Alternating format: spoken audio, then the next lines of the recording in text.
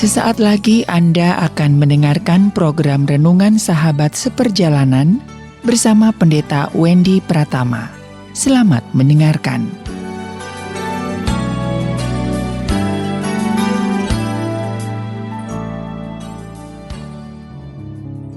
Selamat berjumpa kembali dalam layanan audio Sahabat Seperjalanan.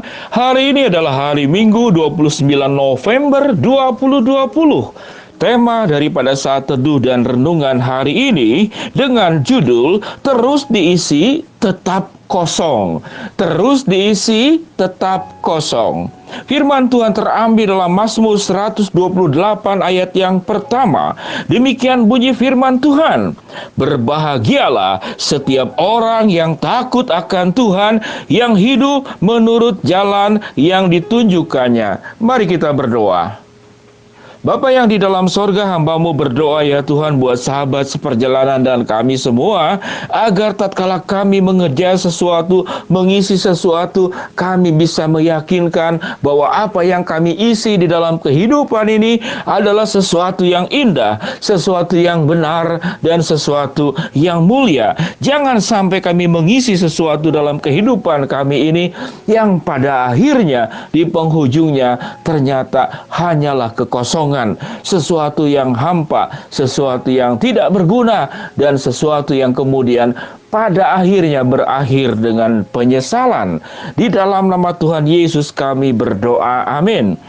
Sahabat seperjalanan yang dikasihi Tuhan, apa rasanya tatkala kita mengisi sesuatu, namun setelah kita lihat yang kita rasa sudah penuh, ternyata kosong. Misalkan Anda menabung dulu itu di tanah liat, ya, menabung di tanah liat. Ada seorang anak yang berkata di waktu saya masih kecil, dia katakan saya menabung sekian lama, tetapi kenapa tidak pernah penuh? Rupanya sama adiknya dicongkel terus uang logam yang ada di dalam tabungan tanah liat tersebut, sehingga mengisi namun pada akhirnya tetap tidak penuh. Karena kenapa? Karena ada yang mencongkel. Sahabat seperjalanan yang dikasihi Tuhan, mungkin Anda juga punya pengalaman-pengalaman yang lain. Waktu mengisi kenapa terus kosong? Bagi ibu rumah tangga mengisi bak mandi, kenapa bak mandi diisi malam hari, lalu pagi-pagi tinggal setengah, nah besoknya berarti kosong. Rupanya saluran untuk pembuangan itu tidak tertutup dengan rapat.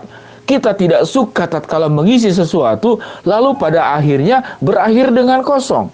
Lalu apa hubungannya dengan ayat firman Tuhan tentang berbahagialah setiap orang yang takut akan Tuhan, yang hidup menurut jalan yang ditunjukkannya? Di sini kita bertemu dengan kata bahagia. Lalu apa hubungannya dengan terus diisi tetap kosong? Orang dalam hidup ini mencari kebahagiaan. Namun kenapa pada akhirnya setelah Anda merasakan semua yang dikejar itu akan membahagiakan kita, namun kenapa berakhir dengan kosong? Karena Anda salah mengejar. Anda salah mengejar. Di dalam kitab Pengkhotbah dikatakan, kita ini seperti menjaring angin, pekerjaan menjaring angin. Anda pernah bisa menangkap angin? Tidak pernah kita akan bisa. Tatkala fokus hidup kita menganggap kebahagiaan itu misalkan bertumpu di dalam pencapaian-pencapaian yang kita harapkan, tidak ada salahnya Anda menjadi kaya. Namun saya banyak melihat banyak orang kaya yang pada akhirnya waktu bertemu harusnya kan bersyukur, namun ternyata banyak keluhan ini dan keluhan itu, keluhan usaha yang tidak terpegang dan segala macam. Ada orang yang kemudian yang para jomblo yang hidup sendiri merasa, waduh, seandainya saya punya pasangan hidup sesuai dengan mimpi, menikah lalu bahagia. Ternyata setelah menikah ternyata juga tidak bahagia. Ada juga orang yang ingin melakukan pencapaian-pencapaian. Ada seseorang itu yang kerjanya sekolah terus. Saya mengenal seseorang, saudara, sekolah terus, sekolah lagi. Saya pernah bertemu, sudah membaca sebuah tulisan itu waktu ada seorang pembicara yang waktu ditulis gelarnya itu, dia dari satu negara tertentu. Itu dari yang pertama baris itu terus sampai ke ujung. Rasanya ada mungkin 12 gelar. Entah gelar apa saja saya tidak tahu. Namun banyak orang pandai kemudian dia juga kehidupannya kosong. Bahkan ada mengatakan, ada zaman dulu dikatakan itu Profesor Linglung. Saudara mungkin memahami kalimat ini. Harusnya seorang profesor makin tinggi pendidikannya, makin tinggi pengetahuannya, dia makin banyak ingat. Lalu dikatakan ini linglung, malah jadi bingung. Makin belajar, makin bingung. Karena mengapa seseorang yang makin belajar, makin bingung? Karena dia semata-mata mencapai pendidikan, mencapai pengetahuan hanya berdasarkan pencapaian pengetahuan itu sendiri. Ada seorang yang mengatakan bahwa di ujung kepandaian, di ujung seluruh pengetahuan yang kita bisa raih, yang kita bisa ketahui di dalam dunia ini, yaitu pada ujungnya tatkala Anda menjadi orang yang pandai, paling pandai di dalam dunia ini, paling cerdas, sebut saja Anda itu menguasai seluruh bidang ilmu yang ada di dalam dunia ini. Lalu pada akhirnya ternyata banyak sekali yang tidak diketahui setelah dia mengetahui semua hal. Setelah seseorang mengetahui semua hal, dia baru paham dia tidak mengetahui banyak hal. Di dalam dunia ini menemukan banyak obat, kita menyelesaikan begitu banyak penyakit. Sebut saja satu angka, ada 1 juta penyakit diselesaikan oleh manusia. Namun ada banyak potensi-potensi penyakit, miliaran penyakit yang bisa terjadi ke dalam kehidupan manusia yang belum ada obatnya. Kebetulan sakit itu tidak menjangkit kepada kita. Sahabat seperjalanan dikasih Tuhan, kepandaian, kecerdasan, kekayaan, ambisi, kedudukan. Apakah orang yang sudah punya kedudukan itu bahagia? Rasanya tidak. Makanya ada istilah setelah duduk lupa berdiri. Kedudukan yang kita, saudara-saudara, itu duduki apapun bentuknya, satu hari itu akan ditinggalkan. Baik karena pergantian, baik karena pensiun, atau Anda kemudian terpleset di dalam bekerja itu, melakukan sebuah kesalahan sehingga digeser, atau Anda melakukan yang baik, memang Anda yang terbaik. Namun ada yang lebih baik datang melebihi kebaikanmu, kehebatanmu, keterampilanmu, kecerdasanmu. Orang itu menggantikan engkau. Mana ada yang kekal dalam dunia ini?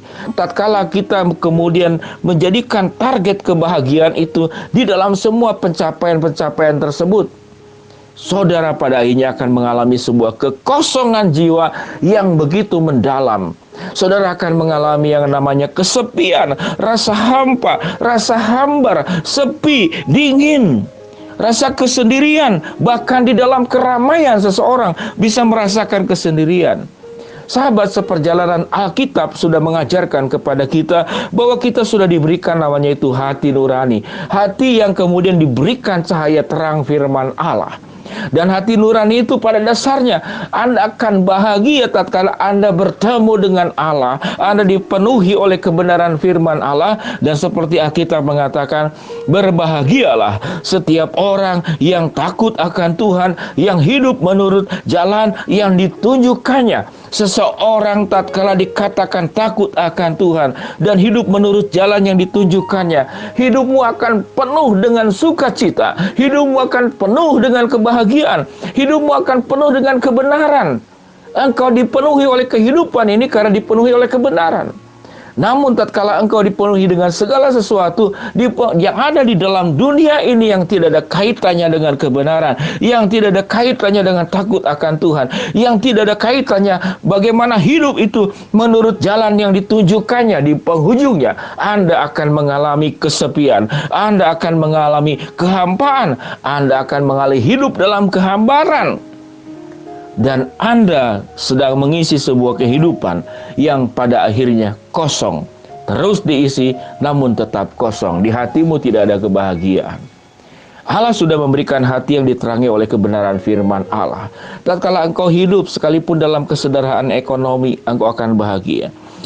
Tatkala engkau hidup takut akan Tuhan, hidup berjalan menurut jalannya, engkau tidak pernah mendapatkan kedudukan yang tinggi, engkau akan mengalami kebahagiaan. Tatkala engkau takut akan Tuhan dan hidup menurut jalan yang ditunjukkannya, engkau tidak punya rumah yang mewah, sederhana saja, engkau akan bahagia. Karena prinsip hidup bahagia itu adalah orang yang takut akan Tuhan dan hidup menurut jalan yang ditunjukkannya. Engkau terus diisi akan selalu penuh dan tidak pernah akan kosong. Mari kita berdoa. Bapa yang di dalam sorga, hamba-Mu berdoa buat sahabat seperjalanan yang sedang sakit di rumah sakit maupun di rumah. Tuhan akan jamah dan Tuhan sembuhkan. Bagi sahabat seperjalanan yang sedang berduka, yang sedang kesulitan, yang sedang menghadapi masalah, yang sedang mengalami problema dalam kehidupan ini, Tuhan bukakan jalan. Buat sahabat seperjalanan yang sedang memohon berharap sesuatu, hamba-Mu percaya Tuhan akan penuhi segala harapan kami sesuai dengan waktu, rencana, dan juga sesuai dengan kehendak-Mu. Tolong kami semua para sahabat seperjalanan, agar dalam kehidupan kami jangan mengisi sesuatu yang pada akhirnya berakhir dengan kekosongan. Biarlah hidup kami hidup di dalam takut akan Tuhan dan hidup menurut jalan yang ditunjukkannya. Dalam nama Tuhan Yesus kami berdoa. Amin. Shalom sahabat seperjalanan, selamat beribadah, selamat hari Minggu. Tuhan memberkati kita semua. Shalom.